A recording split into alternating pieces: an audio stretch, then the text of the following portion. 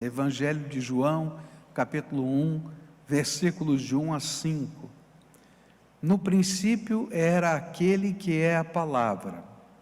Ele estava com Deus e era Deus. Ele estava com Deus no princípio, e todas as coisas foram feitas por intermédio dele. Sem ele, nada do que existe teria sido feito. Nele estava a vida, e esta era a luz dos homens. A luz brilha nas trevas, e as trevas não a derrotaram. É interessante que os relatos que encontramos nos evangelhos a respeito do Natal, eles começam na perspectiva de contar uma história. E então eles contam a respeito do nascimento de Jesus, começando com a anunciação de João Batista, a anunciação do nascimento de Jesus, depois o recenseamento, a história de Belém e tantas outras coisas mais. Mas João começa contando uma história diferente, não a história do tempo de Jesus, mas a história por trás da história, a história que estava lá no céu, que motivou que todas estas coisas acontecessem conforme lemos na história. É interessante que nós temos diferentes lembranças das histórias de Natal, não é verdade? Eu tenho lembranças boas e lembranças ruins. Eu acho que todo mundo tem lembranças boas e ruins, não é? Eu me lembro com muita saudade, quando era garoto, quando o meu avô, por parte de mãe, não é, preparava a festa do Natal no quintal da casa dele. Aquilo era maravilhoso. O Natal era maravilhoso e a preparação também, porque ele construía uma barraca no fundo do quintal, cobria todo o quintal, fazia uma mesa comprida de tábuas, não é? Depois decorava tudo aquilo, e os primos começavam a chegar. Minha avó fazia nhoque, não é? E a gente fazia guerra de farinha. Nossa, era maravilhoso o Natal, não é? Começava com guerra de farinha. O interessante é que enquanto a avó estava lá na cozinha, ninguém brigava. Quando chegavam as mães, a minha, dos primos, então virava um brigueiro danado, né? Porque a gente já tinha feito muita guerra de farinha. Mas aquilo era uma festa tão gostosa. Mas eu tenho também lembranças ruins de Natal. Você também não tem lembranças ruins de Natal? Eu tenho. Eu me lembro de uma ocasião, quando fomos visitar a minha avó por parte de pai.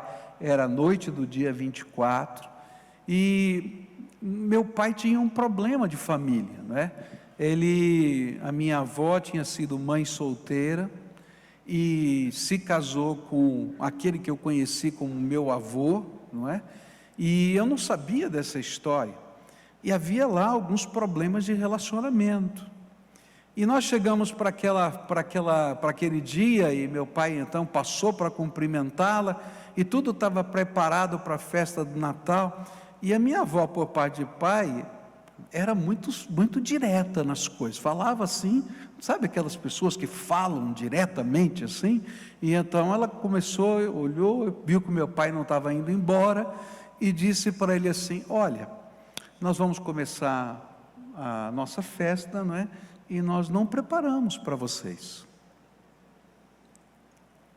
Aí meu pai então se levantou, deu tchau, beijou todo mundo, entrou no carro, e eu não tinha entendido nada. Eu só me lembro do meu pai esmurrando a direção e chorando como eu nunca vi meu pai chorar. Todos nós temos lembranças boas e ruins da vida, não só do Natal. As histórias que estão na Bíblia, elas nos revelam coisas tremendas, não apenas de fatos que estão acontecendo e aconteceram, mas também de coisas que estão por trás dos fatos. Muitos anos depois eu fui descobrir por que meu pai chorou daquele jeito, porque eu não sabia nada dessa história, daquela situação que havia acontecido no passado, da briga que ele tinha tido com aquele que eu conhecia como meu avô há muitos anos, de que ele tinha fugido de casa, tanta coisa que eu não sabia, que era segredo de família, porque havia uma história por trás da história. E tantas vezes existem histórias por trás das histórias. E eu queria contar para você a história que está por trás de toda a história do Natal. E essa história que está por trás de toda a história do Natal está revelada no Evangelho de João, no capítulo 1. E essa história vai tentar nos dizer quem é o bebê nascido na cidade de Belém. E é interessante porque ao longo dos tempos, essa história que está por trás da história tem sido questionada por tanta gente, e várias respostas fora da Bíblia têm sido dadas. Por exemplo, muita gente acredita que aquele bebê nascido em Belém, Jesus, nada mais era do que um grande sábio, e que as suas palavras eram apenas as palavras da inteligência humana. Outros acreditam, por exemplo, como os povos islâmicos, que Jesus é mais um profeta entre tantos profetas. Os judeus creem que ele é um rabi herético, que desviou-se da verdadeira fé. Os romanos acreditavam que ele era um revolucionário. Os espíritas acreditam que Jesus é um espírito evoluído, que reencarnou o maior número de vezes possível sem reencarnar, chegando ao último éon entre o homem e Deus. Os mórmons e os testemunhas de Jeová dizem que ele é um mestre da vida com Deus, o mais elevado entre eles, mas não o Deus encarnado. Agora, o que a Bíblia nos ensina da história por trás da história a respeito de Jesus Cristo, aquele que nós viemos adorar aqui nessa manhã? Primeira coisa que João quer deixar muito claro para qualquer pessoa que pudesse perguntar: quem é este bebê? Está logo nos versículos 1 e 2. No princípio era aquele que é a palavra. Ele estava com Deus e era Deus. Ele estava com Deus no princípio. E no verso 30 ele vai dizer: este é aquele a quem eu me referi quando disse: vem depois de mim um homem que é superior a mim, porque já existia antes de mim. A primeira resposta de João à pergunta de quem é o bebê de Belém, ela foi categórica: Jesus é o eterno Deus. Mas por que João estava preocupado em enfatizar a eternidade e a deidade de Cristo? Porque no seu tempo, assim como agora, existem pessoas que não conseguem crer que Jesus é Deus, coigual, coeterno, coexistente, como o Pai da eternidade passada. Isso tem a ver com a filosofia predominante defendida por Plato naqueles dias, que afirmava que o divino, por ser espiritual, não podia se misturar com a matéria, porque a matéria era símbolo da corrupção, e para ser Deus era necessário ser imaterial, e não podia ser um Deus em carne humana, não podia ser eterno se tivesse nascido. E então dizia-se: não dá, tem alguma coisa errada. E às vezes a gente pensa como Plato e como tantos outros pensadores do passado. Mas na verdade, quando a gente fala da dinâmica das coisas espirituais, a gente está falando de uma dimensão muito maior do que a nossa capacidade de compreender, de uma grandeza muito maior do que a nossa capacidade de enxergar. E é por isso que a gente tem que receber pela fé as verdades do Evangelho. É muito interessante porque, se a gente olhar no contexto nosso da humanidade, eu queria que você pegasse, por exemplo, Moisés. Tá bom, Moisés? Um homem que era espiritual, que fazia milagres, e a gente colocasse Moisés dentro do túnel do tempo. O que é que você acha? Tá? E levasse ele para sua casa hoje, tá? E você dissesse assim: olha, Moisés, eu vou para a cozinha, não é? E você pode ficar um pouquinho assistindo televisão aqui? E ele estava olhando para aquele quadro, né? Porque antigamente era uma caixa, mas era agora um quadro, né? E as pessoas conversando ali, e eu acho que ele ia querer interagir com a televisão, você não acha? E aí se ele perguntasse: Moisés, você está entendendo isso? Claro que eu estou entendendo. Você tem um quadro que aprisiona os espíritos aqui, e as pessoas estão presas, a gente fala com elas, elas não escutam, só nós que escutamos o que ela fala. E se você levasse, por exemplo, para ver o micro-ondas, ou uma batedeira elétrica, e tentasse explicar para ele as coisas mais simples da tecnologia de hoje, será que eles entenderiam? Eu acho que ele não entenderia nada, estaria muito longe da capacidade dele compreender. Sabe como Jesus pode ser o eterno Deus feito homem?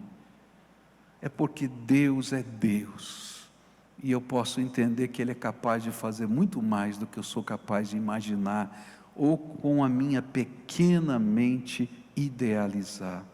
Por isso, João vai dizer assim: olha, muita gente diz que Ele não era material, ou Ele não era eterno, mas eu quero dizer para você que atrás das cenas do nascimento de Jesus, antes que o mundo existisse, Ele já era a palavra, e a palavra se fez carne e habitou entre nós.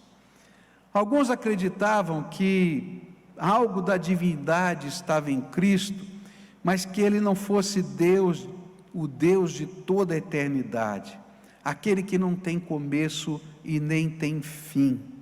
E essa é uma das coisas mais difíceis para a mente humana. A gente consegue entender a eternidade futura, mas a gente não consegue entender a eternidade passada. Alguém que não tem começo. Eu consigo entender, não termina, mas não ter começo, não é verdade? Não é tão difícil. Deus é Deus, porque Ele não tem começo, porque na verdade Ele é o começo de todas as coisas. Ele é o alfa e o ômega, o princípio e o fim. Ele tem o controle de todas as coisas. A Bíblia nos ensina que Jesus é o Deus eterno. A Bíblia vai dizer em João capítulo 8, versículo 58, respondeu-lhe Jesus: em verdade vos digo que antes de Abraão existisse, eu sou.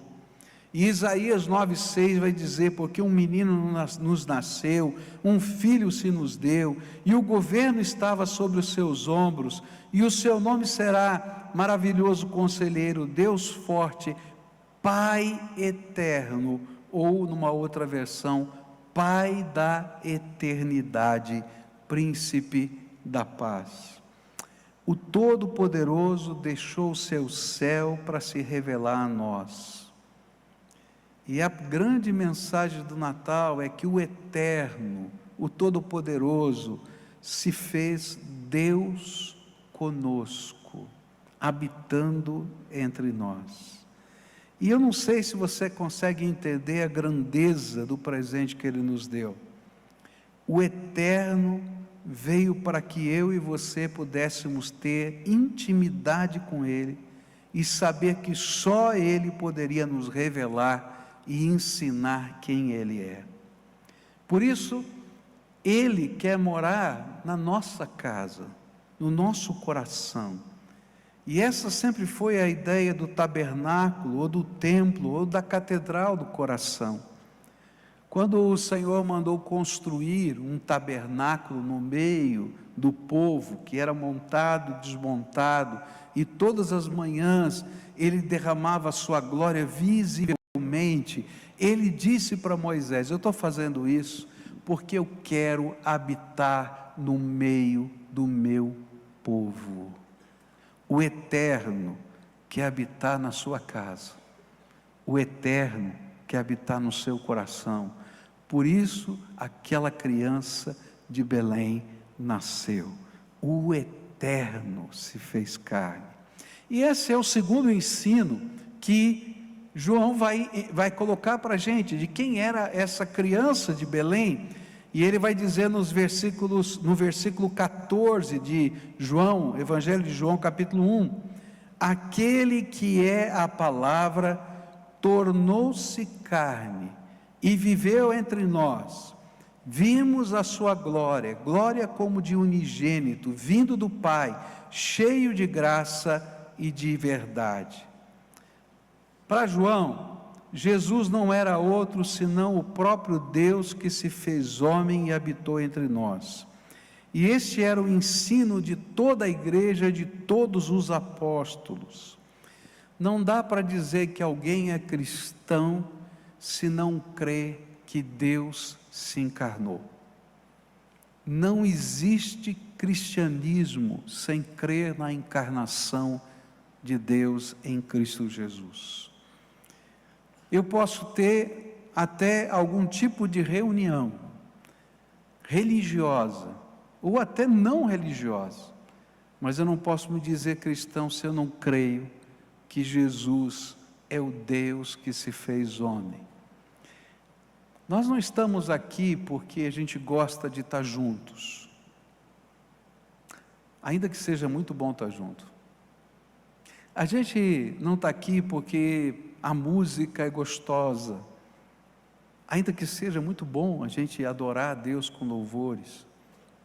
A gente não está aqui porque tem algum objetivo ministerial ou alguma missão que toca o nosso coração, ainda que seja muito bom a gente se sentir apaixonado pela obra que Deus quer realizar nessa terra.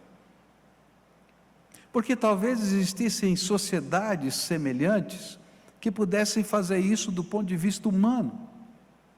Eu vi até uma notícia essa semana de uma igreja sem Deus, você viu também na televisão? Uma igreja sem Deus na Inglaterra, não é? Eles cantam, levantam oferta, tem pregação, só que todos são ateus. Verdade. Porque eles gostam da reunião, gostam da música, gostam da comunhão, gostam dos princípios, entendem que devem sustentar o pregador, mas não creem em Deus. Sabe por que eu estou aqui? Porque Deus que se fez homem quer habitar o meu coração, e quando Ele habita o meu coração faz toda a diferença na minha vida.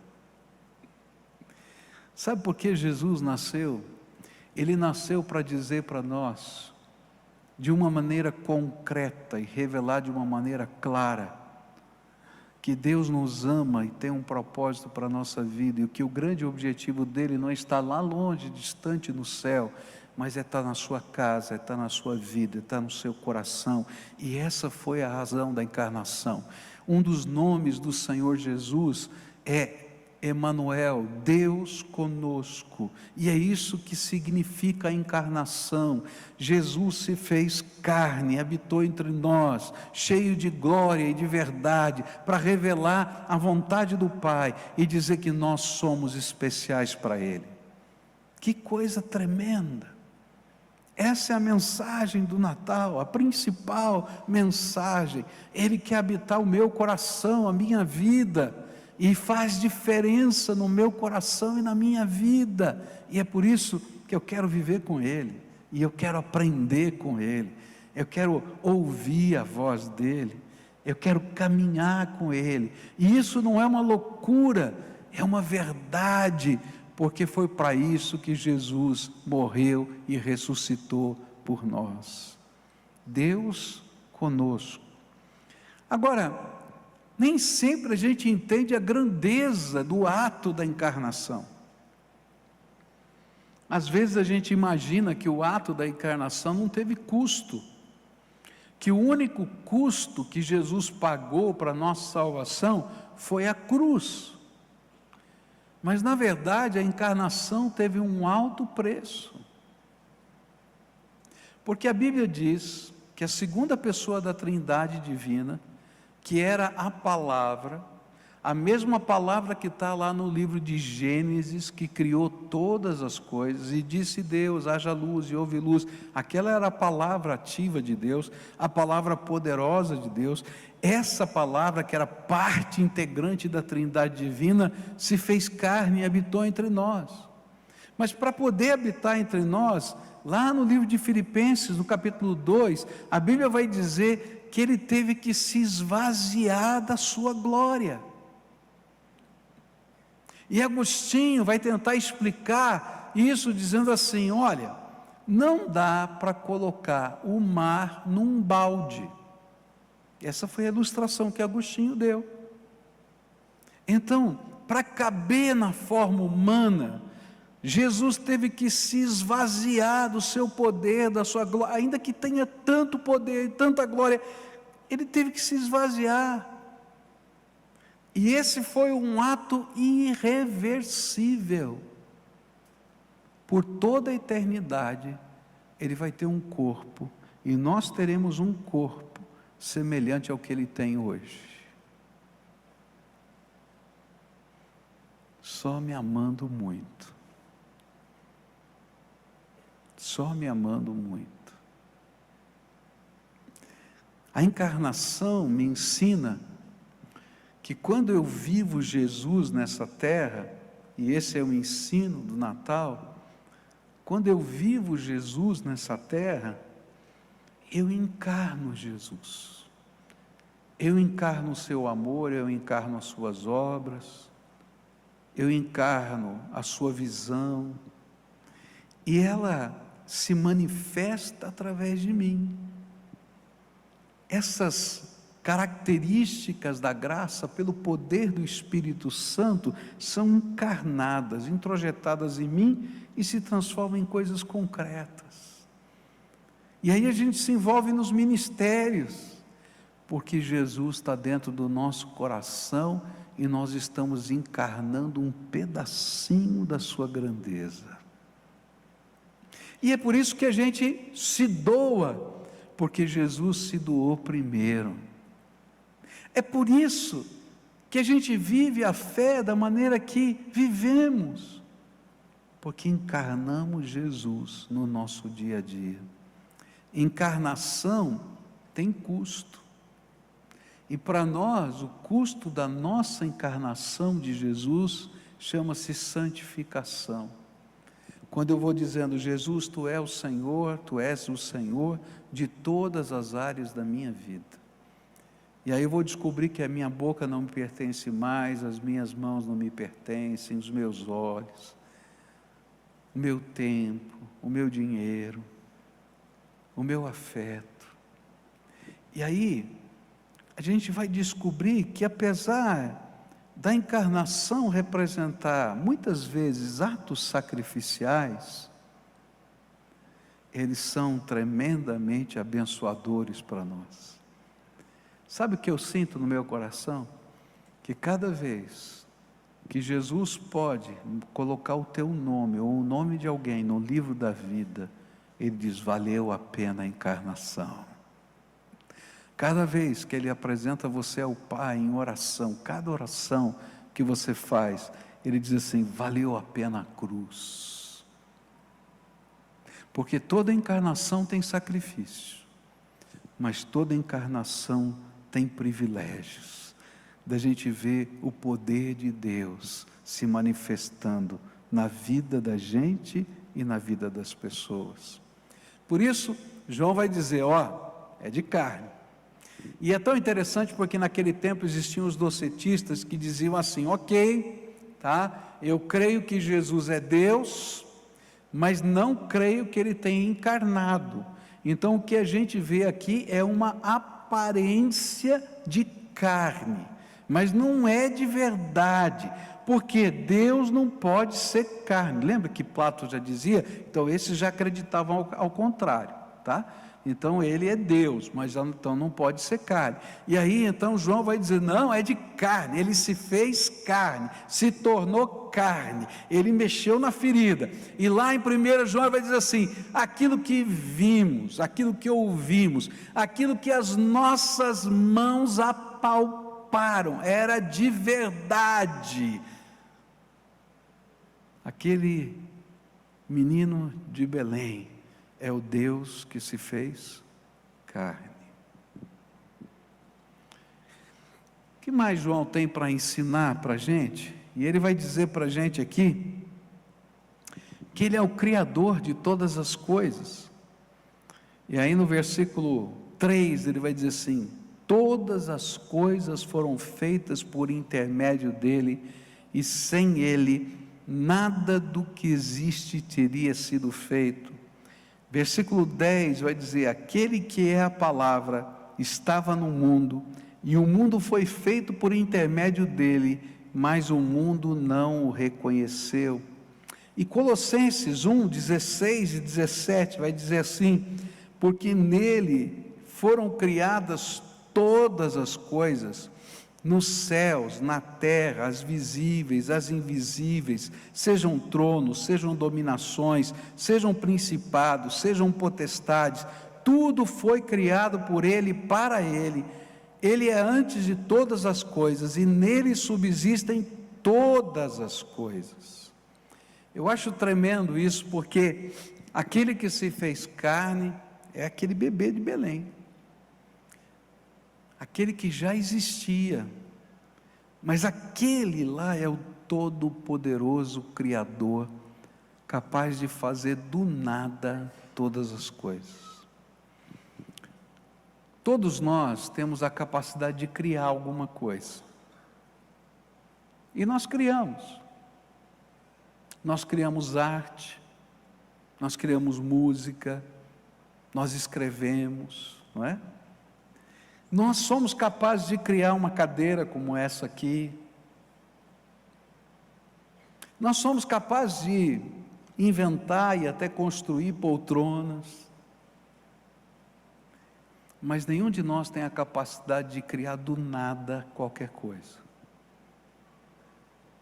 Mesmo aquelas que fazem parte da nossa criatividade, elas nasceram da nossa história, dos nossos conhecimentos prévios, daquilo que a gente aprendeu para poder transformar.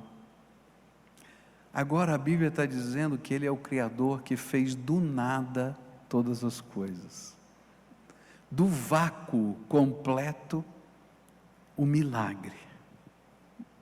É tão interessante isso, que na língua hebraica existem duas palavras para criar, yassá e bará.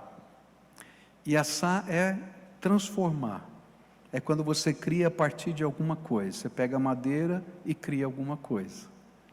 E o bará é só para Deus, só tem um sujeito, é Deus, que é capaz de criar do nada todas as coisas.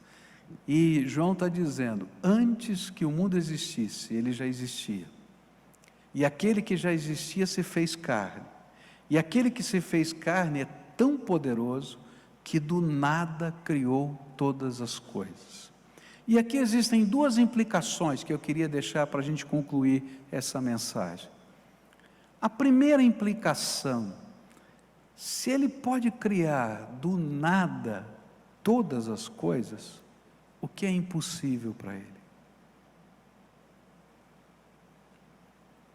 Quando a gente tem Jesus morando dentro da nossa vida, porque Ele veio para ser o Deus conosco, que habita entre nós, e Ele faz isso agora através do Seu Espírito, aquele que tem poder no céu e na terra, e Ele disse isso, todo o poder me foi dado no céu e na terra, todo o poder, é aquele que habita dentro de nós e dirige os nossos passos. Será que eu posso confiar nele? Será que ele sabe o que faz? Eu confesso que eu tenho um monte de pergunta para fazer, que eu acho que às vezes eu fico em confusão. Mas quando eu lembro dessas verdades, eu me quedo outra vez aos pés dele para dizer: creiam que tu és o Cristo prometido que veio, Senhor dos céus e da terra, Criador de todas as coisas, e eu me deponho aos teus pés. A segunda implicação dessa realidade é: o que você acha que o Criador vai fazer com a criação que não atende os seus objetivos, os seus propósitos, e o rejeita?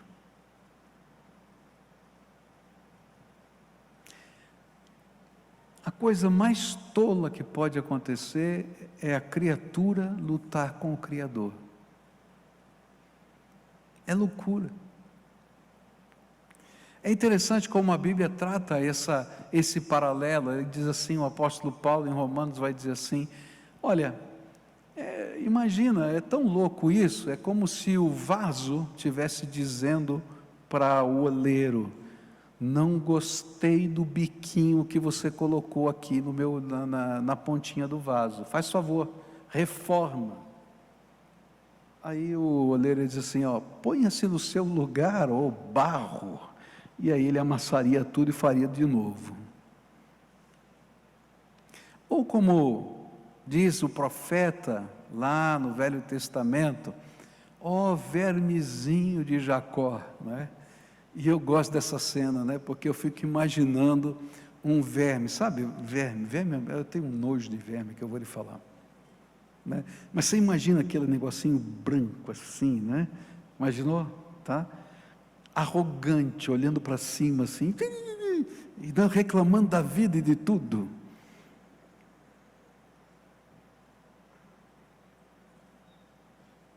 Quem é você, o verme? Não é?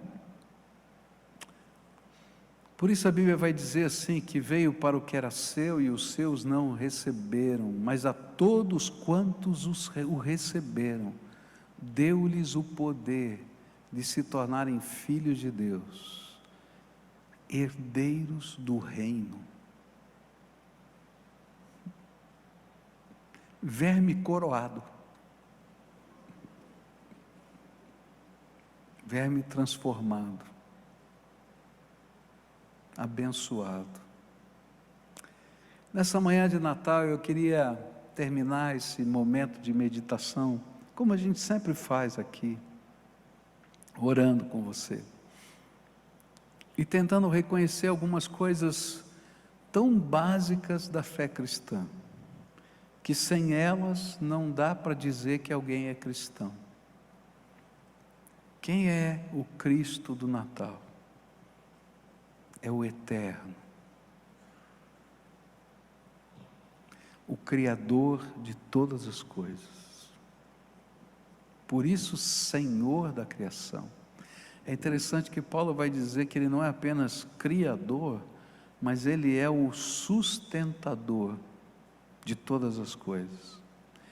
O que significa é que se Deus se retirar desse universo, não tem mais universo, porque Ele é que sustenta todas as coisas.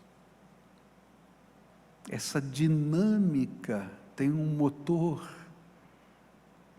e esse motor é o próprio Criador que diz: olha, está aqui, eu tenho controle sobre todas as coisas. Esse que é o Criador, Ele é o Senhor. E a nossa oração hoje deve ser em duas vias. A primeira delas é de adoração. Quando a gente entende quem é Jesus, não dá para ficar do mesmo jeito. A gente tem que dizer para Ele: Senhor, muito obrigado, porque o Senhor nasceu nessa terra. Muito obrigado, porque não apenas nasceu há 2000 anos atrás, mas hoje bate na porta do meu coração, visita a minha casa, fala comigo, toca a minha alma, e continua a dizer a mesma mensagem: eu quero ser na tua vida o Deus com você. O Deus com você, no coração, na alma, no trabalho, na educação dos filhos, em todas as áreas. Ele se importa, Ele se importa. A segunda oração é a da fé. Muitas coisas e muitas pessoas e muitas teorias vão passar por você e vão dizer para você: olha, tudo isso que estão falando é impossível segundo a lógica. Agora pega um livro de ciências ou de medicina de 100 anos atrás e veja se aquilo que eles diziam que era impossível segundo a lógica 100 anos atrás, continuam dizendo hoje. Simplesmente porque nós não temos a dimensão da grandeza de Deus. E nunca poderíamos entender nada a respeito dele se ele não se revelasse a nós. Por isso, ele se fez homem para habitar entre nós. Essa foi a razão da sua encarnação. E é por isso que é só pela fé que eu posso abraçar Jesus, o Cristo do Natal, como meu Senhor e meu Salvador. Então nessa manhã eu queria convidar todos vocês a ficarem em pé e a gente fazer essas duas orações. Olha para a tua vida. Primeira oração é adoração e louvor. Adora a Deus. Geralmente nós adoramos a Deus por aquilo que Ele faz na nossa vida. Hoje eu queria desafiar você a adorá-lo por quem Ele é. Traz à tua memória quem Ele é, a grandeza dEle. Imagina o céu, imagina a glória dEle. Eu fico pensando, por que será que os serafins, que são os anjos que estão bem ao lado de Deus, a Bíblia diz que eles têm 6 asas, e eles usam 2 delas só para cobrir o rosto. Tamanha é a glória de Deus, que nem os anjos mais brilhantes do céu conseguem se aproximar dele sem cobrir o seu rosto. Que coisa tremenda! Adora a Deus pela grandeza dele. Isaías, quando viu o trono do Senhor, ele não conseguiu descrever o trono do Senhor, ele simplesmente disse: a glória dele encheu todo o templo. Eu não sei o que ele queria dizer com isso. A glória dele encheu todo o templo. João vai tentar descrever o trono de Deus, do Deus que nós adoramos, e ele começa a descrever com coisas que parecem tão doidas, malucas. Ele diz assim: olha, o céu de Deus foi coberto com uma abóbada de ouro transparente. Você já viu ouro transparente? Eu nunca vi ouro transparente, mas foi isso que ele falou. Ele não conseguiu achar palavras. Ele começou a descrever, disse: olha, tinha um mar disso, daquilo, tinha aquilo outro. Eu acho assim que ele começou a tentar achar alguma palavra dentro do nosso universo para descrever a grandeza do Deus que está além do universo. Eu acho que ele não conseguiu fazer um bom trabalho. Quem conseguiria? Esse é o Deus que eu adoro hoje, que se fez carne e habitou entre nós. Agora, se você nunca foi capaz de adorá-lo assim, nem de entendê-lo assim, então hoje você tem que fazer uma oração de fé e dizer: Jesus, olha, é grande demais para mim, mas se o Senhor quer morar na minha vida, na minha casa e no meu coração, vem logo que eu estou precisando. Que esse que é o eterno, o Deus que se fez homem, o Todo-Poderoso, Criador de todas as coisas, precisa morar no meu coração. Vamos orar juntos aqui? Querido Senhor, eu vim aqui para te adorar hoje nesse dia. Há tantas coisas que são tão maiores do que a minha capacidade de pensar. E que triste é quando a gente imagina que nós somos a medida de todas as coisas, porque a vida vai nos ensinar muito rápido que a nossa medida é pequena demais. Mas eu te louvo porque Tu és a medida de todas as coisas. Eu te louvo porque Tu és o Senhor dos céus e da terra. Eu te louvo porque Tu és o Criador. Te louvo porque Tu és eterno. Te louvo pela Tua bondade. Te louvo, Senhor, pela Tua graça que é acumulada, graça sobre graça, dia após dia na minha vida. Te louvo, Senhor, te louvo pelos atos, mas acima de tudo por quem Tu és. Recebe o meu louvor e o louvor de tantos que vieram aqui nessa manhã para Te glorificar nessa manhã que celebramos o Natal. Recebe, Pai, como fosse o ouro, o incenso e a mirra dos magos colocados aos Teus pés, como a canção dos anjos, como a adoração dos pastores, como o olhar estupefato de Maria que guardava todas as coisas no seu coração. Recebe em louvor. Mas, Senhor, há algumas pessoas aqui nesta manhã que estão precisando experimentar algo do Senhor. Eu não vou te pedir para o Senhor mandar uma estrela, porque eles já estão na Tua presença. Eu não estou te pedindo que anjos anunciadores cheguem até eles, porque a Tua palavra já está anunciada. Mas eu vou te pedir algo muito maior. Visita o coração deles agora, de uma maneira, Senhor, como nunca sentiram. Que da cabeça aos pés, o poder do Teu Espírito Santo se revele neles. Que eles sintam a presença do Senhor, que eles ouçam a voz do Teu Espírito.